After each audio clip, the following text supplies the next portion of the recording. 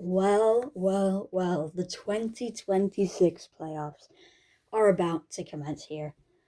And today I will be looking at some of my predictions for the tournament as well as a little narrative for each team coming into this playoff run. So without further ado, let's just get started here. Taking a look at this first matchup here in the West, the Oklahoma City Thunder against the Phoenix Suns. Let's see here.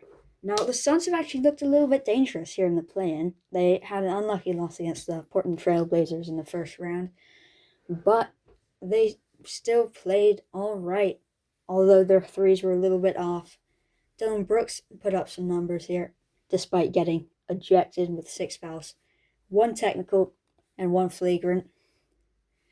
I think the Suns actually look pretty good. They've developed some pretty decent three-point shooting with Devin Booker, of course. Royce O'Neal has developed a good three-point shot as of late. And not to mention Jalen Green has come through when they need him. However, here in the other corner, there's Oklahoma City Thunder, the reigning champions and arguably the most dominant team in the NBA right now. And they are not going to let the 8 seed bully them around this series. And Shea and Jalen Williams just going to be dominating the mid-range. And not to mention their three-point shot. It's been amazing this season. Chet Holmgren's going to be dominating the paint as well as Isaiah Hartenstein. And I'm putting the Thunder here in 5 games, I think. Suns don't really stand much of a chance here, to be honest. Now, moving on to this next matchup. This is a very interesting one. The Los Angeles Lakers against the Houston Rockets. Now, if the Lakers were healthy, Austin Reeves, Luka Doncic, I'm putting Lakers through here. But people are very skeptical as to if Luka's going to return, if Austin Reeves is going to return. And I think that the earliest Luka is going to return is the next round. And with LeBron with no other real help, they're not going to do too on this series, I don't think.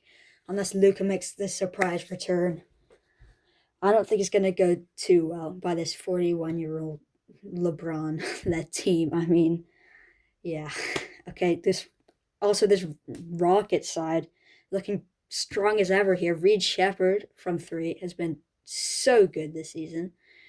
He was a little quiet in his rookie year, but he has made some noise here in the 25-26 season. KD has really adapted to this Rockets team, and he's been dominant here in the mid-range. He still has a great three-point shot. Not to mention Alperen Sengun, arguably the best post player this season. He's just so dominant in that paint. Not to mention, he doesn't have a bad shot either. These past few games, he's actually had a couple threes. So, this Rocket, not to mention Amin Thompson, great at getting to the rim. So dominant in that area of the game. Now, I'm obviously picking the Rockets here. It doesn't look like the Lakers are going to be healthy for the series. I'm putting them through in 6 games. I think LeBron can, make a little bit of noise, but obviously they're not going to win this series. I mean, come on. All right, coming up next, we got the Denver Nuggets against the Minnesota Timberwolves. Now, this series has a chance to be one of the best series in this playoffs. I mean, 2 great teams, 3 and 6 seed. They've just been incredible this season. There's been a little talk about how Ant's been a little bit shaky coming into this playoff run. He's just been recovering from this injury.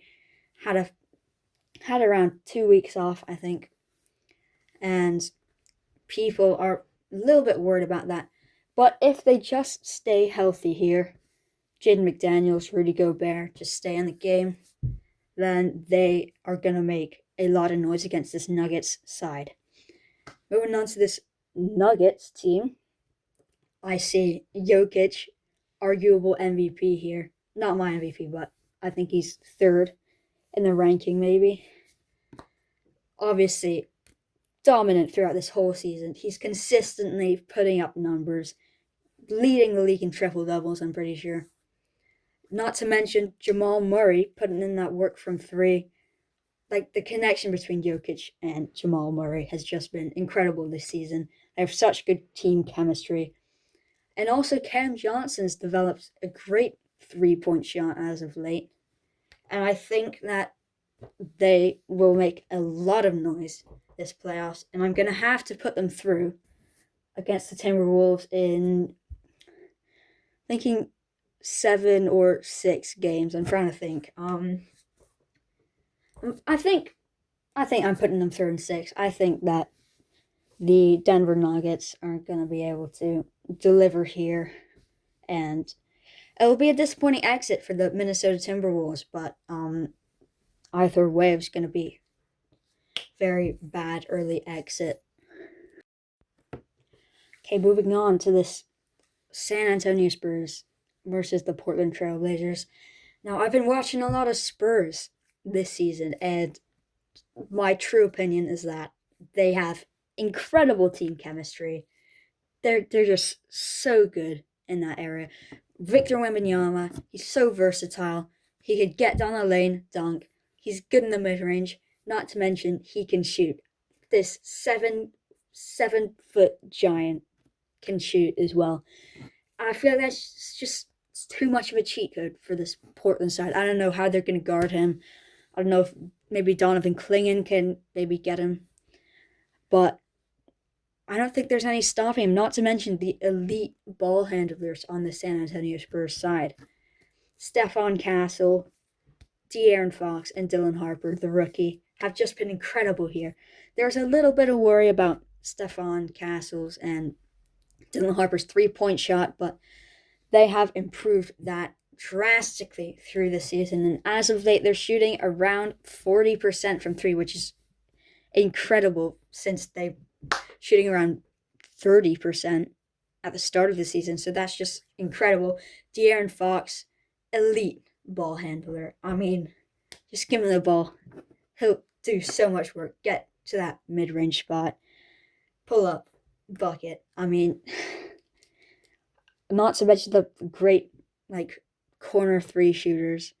Devin Vassell, Julian Champagnie. There's just no stopping the Spurs team. I got, the Portland Trailblazers. I mean, come on. The Portland Trailblazers. Denny Avdija is not... Denny Avdija is not doing all this work and beating the Spurs here. I'm putting the Spurs through in 5 games. I'm sorry, but I don't think there's any really hope for this Portland team. All right, moving on to the Detroit Pistons against the Orlando Magic. Now, this Piston team has looked incredibly strong this season. Cade Cunningham consistently dropping great stat lines. The Magic, of course, Paolo Banchero, Desmond Bane, Jalen Suggs. They're just a great team in general. However, a big worry for this Orlando Magic team is their three-point shot. On the season, they're 34.4%, and that is a problem. Of course, Desmond Bane has brought that up just a little bit, but overall, Paolo Banchero not shooting too well. Basically, it's not looking so good for the Magic here. The Pistons are looking at maybe a 6-game series, 5-6-game series. Of course, the Pistons are kind of struggling to find a kind of secondary shooter, apart from Cade Cunningham. I guess Jalen Duren is all right, but I think also their experience might bring them down in the second round here, but put them in at 6 games. Now we will be discussing the Cleveland Cavaliers against the Toronto Raptors. Now, the Cavs are a heavy favorite in this matchup, but I don't think the Raptors should be underestimated here. They have a number of great players, including Brendan Ingram, Scotty Barnes, Emmanuel Quickly, and two pretty reliable centers, Jakob Poeltl and Mamukelashvili. I mean, this team's looking extremely solid, but the Cavs definitely have the upper hand here. Donovan Mitchell has just been incredible this season. Throughout basically every game he's played, he's put up good numbers. As well as James Harden, he's been playing very well. This Allen, great player, great center, dominates the paint. I don't think these Raptors aren't gonna win. I'm putting the Cavs here in 6 again. I know I've put a lot of teams at 6, but this just seems like the most reasonable score for this matchup. Okay, let's talk about the New York Knicks against the Atlanta Hawks. Again, the Knicks are heavily favored in this matchup. The Hawks, despite having a few good players, consisting of Dyson Daniels, a great lockdown defender, Jalen Johnson, becoming more and more reliable as the season goes on from 3, from the mid-range.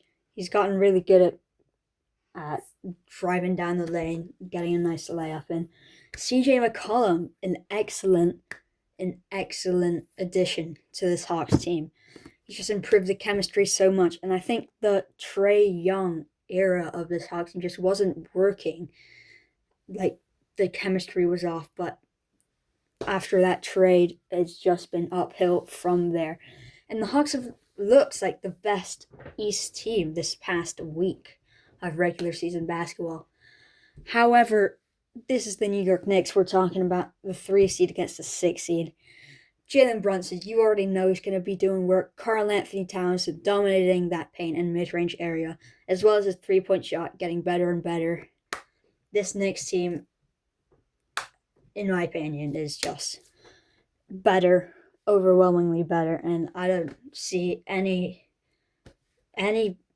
like universe where that's a little harsh, but any universe where the Hawks win this series. I think they could steal a couple games though. I'm putting the Knicks through in 6 games, 4-2. All right, let's go take a look at the Boston Celtics against the Philadelphia 76ers.